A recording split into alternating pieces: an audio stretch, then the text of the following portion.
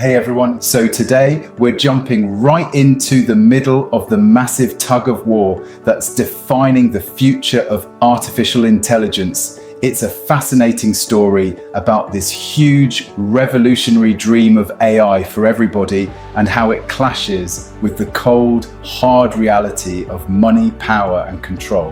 When we talk about the future of AI, it's really easy to get stuck on the whole, is it good or is it bad debate. But the real fight, the one happening behind closed doors in boardrooms and out in the open in Washington, D.C., it's about something else entirely, control. And let me tell you, the battle for who owns the future of AI is way more complicated and frankly, a lot more interesting than a simple story about good guys versus bad guys. So let's start with a question I'm sure a lot of you have thought about. You start using a tool like ChatGPT and it feels like straight up magic, right? But then to get the really good stuff, the latest, smartest model, you've got to pull out your wallet. Why is that? Why is this technology, which was promised to change the world for all of us, locked behind a subscription? Well, that simple question unlocks this entire power struggle we're going to unpack. To really get to the bottom of this, here's our game plan. We'll kick things off with what I'm calling AI's Great Contradiction. Then we'll rewind to the original dream of OpenAI and figure out the real price of progress that changed everything. After that, we'll ask the big question, who's really in charge here? We'll check out the counter movement that's fighting back and look at one company in particular, Anthropic, that perfectly embodies all these contradictions. And finally, we'll try to peek into the future, open or closed, the Great Contradiction. Here it is, the central conflict in a nutshell. We were all sold on this idea of AI as a great democratizing force for humanity. But when it comes to the best of the best, what do we hit? A paywall. And look, this isn't really about $20. It's about a much bigger question of who gets access to the most powerful tools that are literally reshaping our world. To really understand how we got here, we have to rewind the clock. You've got to first understand the massive tension that's sitting right at the heart of the entire AI industry. It's really a battle between two completely different visions for the future. On one side, you have AI as a public good, something for everyone, open source, accessible, and on the other side, AI is a private product locked up tight behind corporate paywalls. The original dream, before all the multi-billion-dollar deals and the monthly subscriptions, there was a completely different vision for AI, a much more idealistic one. So picture this, it's 2015. OpenAI was born not as a company chasing profits, but as a non-profit research lab, and its mission was just massive. Make sure that artificial general intelligence, AGI, would be a win for every single person on the planet, not just a handful of insiders. The entire vibe was built around openness, sharing, and access for all. And these weren't just some vague, feel-good ideas. They were written into the organization's DNA. The plan was to release their research, even their AI models, to the public. That's the whole open source spirit. The non-profit structure was a deliberate choice to keep it from being driven by money, the ultimate goal, to democratize AI, to actually prevent the big tech companies from owning the future. It was a seriously radical idea at the time, the price of progress. But then that beautiful, idealistic dream slammed headfirst into a very, very expensive reality.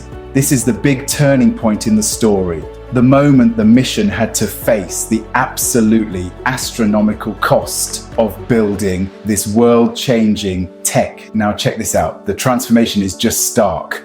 On the left, you'll see the then non-profit, open source, independent. Now look at the now on the right, a capped profit company, closed off models like GPT-4, a $10 billion plus investment from Microsoft. And there it is, paywalled access. It's like almost every single one of those founding promises got flipped on its head. What on earth happened? This number is pretty much the answer. The estimated cost to train just one model on the level of GPT-4 is over $100 million. Let that sink in. That's not running the company for a year. That's for one single training session. There's just no way a non-profit running on donations can handle that kind of bill. The cost of computing power became this giant, insurmountable wall. To pay that kind of bill, that beautiful dream of being a non-profit it had to die. The shift to a for-profit, closed-off model became pretty much inevitable, but that insane price tag was just one piece of the puzzle. The decision to completely change course was really driven by a perfect storm of three major pressures. Okay, so it really boils down to this. First, the biggest slice of the pie, no surprise, was the massive cost of computing. You just need that Microsoft level money to even be in the game. Second, the competition was heating up like crazy. You had Google, Meta, and others pouring billions into their own AI research, and OpenAI needed massive resources to keep pace. And third, and this is a reason they bring up a lot themselves, public safety. The argument is that these models are so powerful now that releasing them into the wild could be really dangerous, making it easy for bad actors to create spam or disinformation at an unbelievable scale. The new power structure. Now, this pivot by OpenAI didn't happen in a bubble. It basically created the landscape we have today. A small handful of incredibly powerful companies building the most advanced AI inside what a lot of people call a walled garden, completely behind closed doors. So let's take a look at who's actually inside. When you look at who's running the show, a couple of things just jump right out. First, notice they're almost all American corporations. That has huge implications for everything from cultural bias in the models to who holds geopolitical power.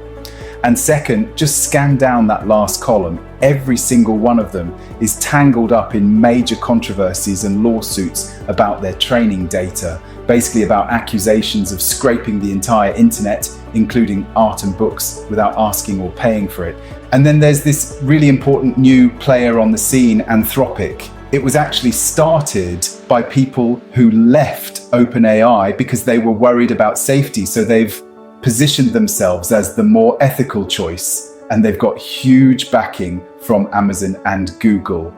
But here's the catch. While their focus is on safety, they're still a closed proprietary company, which brings up all the same questions about who's really in control, the Anthropic contradiction. Okay, so to really get into this, let's look at this one company, Anthropic. Now, these guys were ex-OpenAI people, right? And they supposedly left because they were getting sketched out by where OpenAI was headed commercially. And that right there created a huge vacuum and, you guessed it, an opportunity. I mean, just look at the timeline. It tells the whole story, doesn't it? In 2019, OpenAI partnered with Microsoft for $1 billion. And then just 2 years later, bam, Anthropic is founded by a group of senior researchers who walked out of OpenAI saying they were deeply concerned about the company's new direction. In the wild, high-stakes world of artificial intelligence, this company burst onto the scene, promising to be different.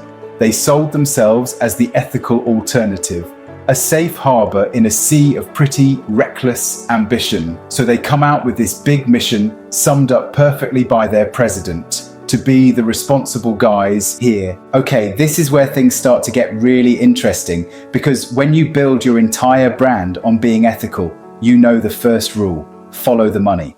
So, who exactly was bankrolling this noble rebellion? Okay, first up, Amazon. They've pumped a staggering $8 billion into Anthropic. I mean, that's not just pocket change. That's a massive all-in bet from one of the biggest fish in the big tech sea. And it doesn't stop with Amazon. Oh no, Google's in on it too, for over $2 billion bucks. Get this, the company that's trying to sell itself as the plucky independent alternative to big tech is basically bankrolled by two of the biggest players in the game. Kind of weird, right? This slide just completely shatters their claim of being independent. Just look at these numbers. Anthropic is overwhelmingly funded by Amazon and Google, the exact big tech giants they were supposed to be the alternative to. This isn't just about cash. These are massive strategic partnerships, and it begs the question, right? Can you really be an ethical watchdog when you're on a leash, held by the very companies you're supposed to be watching? Guys, thanks for joining me for part 1. In part 2, I will discuss more about OpenAI and Anthropic, as well as the controversial aspects surrounding them, so stay tuned. And if you enjoyed this video, please give it a thumbs up and subscribe to make sure you don't miss out.